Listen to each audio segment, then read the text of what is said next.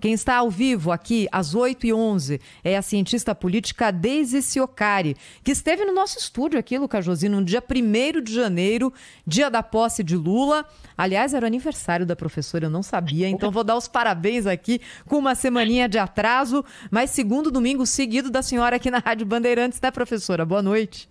Oi, boa noite. O primeiro domingo foi mais uma celebração de uma nova presidência que começa, né? Esse segundo aqui, infelizmente, pelos motivos errados, né, Thaís? É verdade. Qual é, até agora, a gente ainda está acompanhando o fato em tempo real, né, professora? A gente está aqui no olho do furacão e narrando tudo para o nosso ouvinte. Mas pelo que a gente já contou, houve a invasão de 3 prédios públicos que simbolizam os 3 poderes: o Congresso, o Palácio do Planalto e o Supremo Tribunal Federal. Manifestantes fizeram isso sem preocupação de esconder a própria identidade, fizeram isso com a cara lavada e publicando nas redes sociais, quebraram praticamente tudo. A polícia do Distrito Federal quase não agiu. O governador do Distrito Federal, agora há pouquinho, publicou um vídeo pedindo desculpas porque não conseguiu conter os manifestantes. Do ponto de vista político, professora, o que já dá para a gente antever de consequências do que acontece agora na capital federal? A gente tem que ter agora uma avaliação, uma política de tolerância zero mesmo. A gente aqui na Band News vinha falando há muito tempo sobre essa tragédia anunciada, né? A gente sempre comentou sobre essas falas golpistas, que às vezes elas são tomadas apenas no plano simbólico. Mas ele está falando da boca para fora, isso é só verborragia, e não é, né? Então, a gente viu durante esses 4 anos o atentado constante à democracia. Agora, o que precisa para sanar isso, e eu acho que esse é um ponto fundamental para a gente entender a história, é que entre a estupidez e a barbárie é um passo muito curto, e a gente está a um passo da barbárie, né? Isso é uma coisa que a gente já vem falando há tanto tempo. A gente conseguiu superar o Capitólio porque a gente atingiu os 3 poderes hoje, né? Então é necessário agora que se tenha uma política de tolerância zero. Isso que aconteceu em Brasília não é uma manifestação ela tem uma legitimidade social, isso é puro e simples vandalismo e tem que ser punido com uma política de tolerância zero, porque senão a gente vai cruzar uma linha, e a gente tem falado tanto sobre isso, a gente vai cruzar uma linha que não tem como voltar. Isso não é verborragia, não é agressão no plano simbólico, isso é vandalismo e atentado à democracia. Professora, a partir de agora a gente vai acompanhar a ação dos 3 poderes. Hoje nós já tivemos centenas de notas repudiando esses atos violentos e é claro que ninguém vai vir a público apoiando nenhum tipo de ato violento, ponto. Agora, palavras são fáceis, né, de serem escritas, publicadas, ainda mais com redes sociais. Na opinião da senhora, o que cada poder poderia fazer a partir de agora para sinalizar claramente que isso não será admitido no nosso país? Em primeiríssimo lugar, é fazer valer a Constituição. A Constituição ela não pode mais ser um simples e reles pedaço de papel, como ela tem sido, onde cada um interpreta de acordo com a sua vontade ou com a sua verdade. O que a gente tem visto nos últimos anos é uma manifestação subjetiva da política, onde cada um acredita no que quer e transforma isso numa realidade. Então, primeiro lugar é fazer valer a Constituição. Segundo lugar, política de tolerância zero. Tem que prender quem invadiu os 3 poderes. Em terceiro lugar, que aí eu acho que é um ponto bem fundamental para a gente pensar e refletir durante essa semana, depois que os fatos aconteceram, é muito fácil tu vir na tua rede social ou te manifestar publicamente e dizer, não, isso está errado, eu não concordo.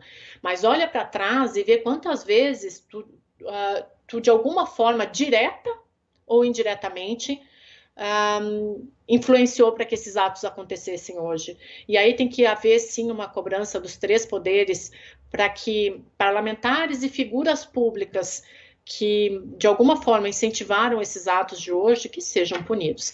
Eu acho que tem um ponto que é fundamental, que eu vivo batendo na tecla, assim, tem que ter uma discussão séria no Congresso Nacional sobre o que é liberdade de expressão e o que é discurso do ódio. Discurso do ódio é a partir do momento que tu incita a violência a algo ou alguém, e essa violência ela sai do plano simbólico. É isso que a gente viu hoje. Isso é o ódio puro e simples manifestado em Brasília. Então tem que haver essa discussão urgente dentro dos 3 poderes. Professora, feliz ano novo. Acho que a gente ainda tá antes do dia 10, então eu posso desejar um feliz ano novo para a senhora e também feliz aniversário. A senhora faz aniversário no primeiro dia do ano, né? Não deve ser fácil, não. Muita gente deve perder a festa de aniversário da senhora. Mas falando sobre o que aconteceu no dia de hoje, o que acontece ainda em Brasília, claro que isso vai estar nas páginas da história brasileira daqui para frente, como pela primeira vez na história uma invasão desse tamanho. A gente viu isso nos Estados Unidos há 2 anos, mas eu queria que a senhora, analisando de uma forma um pouco mais fria, a gente está no ar desde as 3 horas da tarde, mas como que se vê algo desse tamanho, uma invasão dos 3 poderes, depois de uma eleição legítima, mas com imagens assustadoras de um vandalismo tão grande nos 3 prédios públicos mais importantes do país, professora? Sabe que quando começou isso tudo hoje, a primeira coisa que eu fiz, vendo algumas manifestações, foi ver a definição de terrorismo, de acordo com os anais da ciência política, e não existe uma nomenclatura clara sobre o que seja terrorismo, mas existe um consentimento de que terrorismo é todo aquele ato que provoca medo, que causa danos físicos ou a patrimônios públicos, né? Então esse é um pouco do consenso do que possa ser terrorismo. A gente está muito acostumado a ver esse termo ligado a questões religiosas, fundamentalistas, mas a gente tem visto aqui no Brasil há alguns anos já um fundamentalismo que tem escravizado e cegado a maioria das pessoas, né? Então não existe mais o debate, não existe mais o contraponto. É necessário, eu reitero o ponto, é necessário que se tenha medidas de tolerância zero, porque senão isso vai continuar. E do ponto de vista muito frio, é justamente isso. A gente tem a nossa memória é muito curta, mas no ano passado a gente teve, nas eleições presidenciais, a violência física, inclusive com mortes, e a gente alertava aqui na Band News, uma hora a gente vai cruzar uma linha que não vai ter como voltar. A gente tem um processo histórico muito curto da ditadura para cá, que foi uma das nossas épocas mais antidemocráticas e mais violentas. A gente não está muito longe de repetir isso, né? Tem uma frase muito famosa que a gente fala assim, que a política, primeiro, ela existe como tragédia e depois como farsa. A gente está ao ponto de repetir a tragédia. Isso que a gente tem visto são delimitações do corpo social que, se não houver um limite, a gente vai extrapolar para a barbárie, e daqui a pouco as pessoas vão estar se matando nas ruas. E quando a gente falava isso em meados do ano passado, algumas pessoas falavam, não, é verborragia, é a política da lacração. Não é atentado diário à democracia. E eu reitero o ponto, a ditadura brasileira, do ponto de vista de violência, ela pode se repetir, sim.